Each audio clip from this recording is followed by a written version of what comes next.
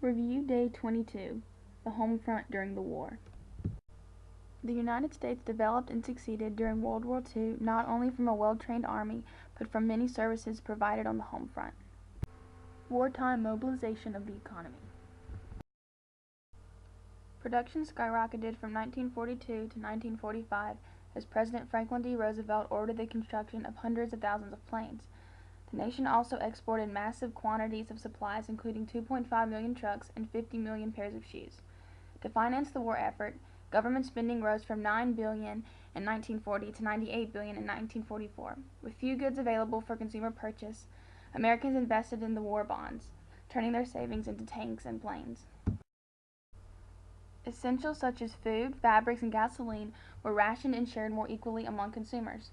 The war planners steered raw materials, intermediate goods, and finished products into the use they valued most. Markets no longer functioned freely. In many areas, they did not function at all. Urban migration and demographic changes. The Second Great Migration was a migration of more than 5 million African Americans from the South to the North, Midwest, and West. It took place from 1941 through World War II and lasted until 1970. The new labor market improved generally the economic position of African Americans. Through the Executive Order of 8802 in June 1941, Roosevelt created the Fair Deal Employment Practices Commission, or the FEPC, which banned discrimination in hiring. As military service drained the supply of white male workers, women and minorities became more attractive candidates for production jobs.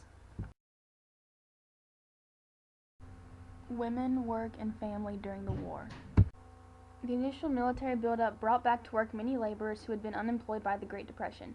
During the war, average weekly earnings rose nearly 70%. Farmers who had suffered through the years of low prices and overproduction doubled their income and then doubled it again.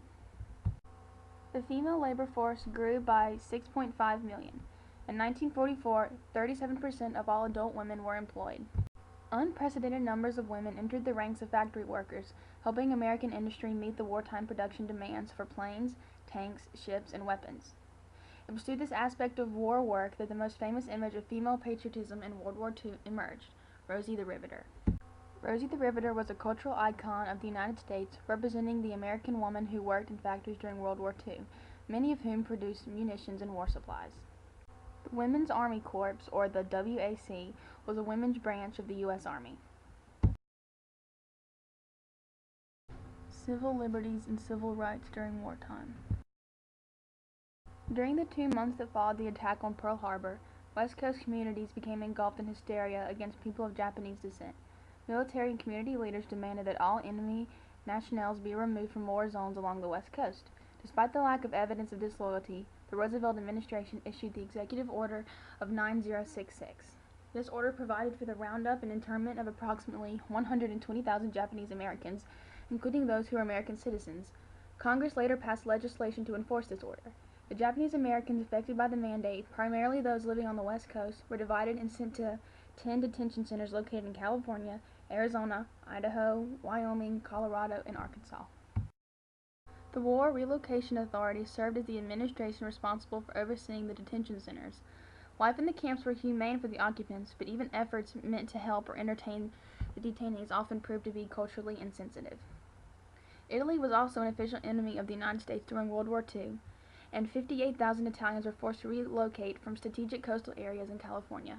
The majority left on their own and were not put in camps, but all known spokesmen for Mussolini were arrested and held in prison. War and regional development. World War II saw a greater than ever emphasis on the importance of technology. All the countries involved raced to develop superior technology, and the U.S. federal government established several top-secret research programs that proved vital in the war. The best known of these was the Los Alamos Laboratories. The Manhattan Project was a research and development program led by the United States with participation from the United Kingdom and Canada. It produced the first atomic bomb during World War II. The Manhattan Project became modestly in 1939, who grew to employ more than 130,000 people and cost the U.S. nearly $2 billion. Over 90% of the cost was for building factories and producing the fissionable materials, with less than 10% for development and production of weapons. Research and production took place at more than 30 sites, some secret, across the United States, United Kingdom, and Canada. Expansion of government power.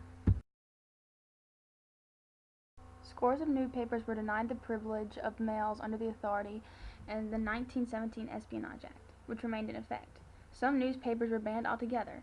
The Office of Censorship restricted the content of press reports and radio broadcasts and censored personal mail entering or leaving the country. The Office of War Information put the government spin on whatever it deemed in the public. And the military authorities censored news from the battlefield, sometimes for merely political reasons.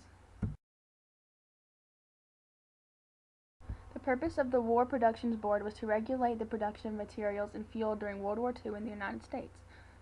Most important, the scope of federal regulations had increased immensely to embrace agricultural production and marketing, labor management relations, wages, hours, and working conditions, security markets and investments, petroleum, coal marketing, trucking, radio broadcasting, airline operation, provisions for income during retirement and unemployment.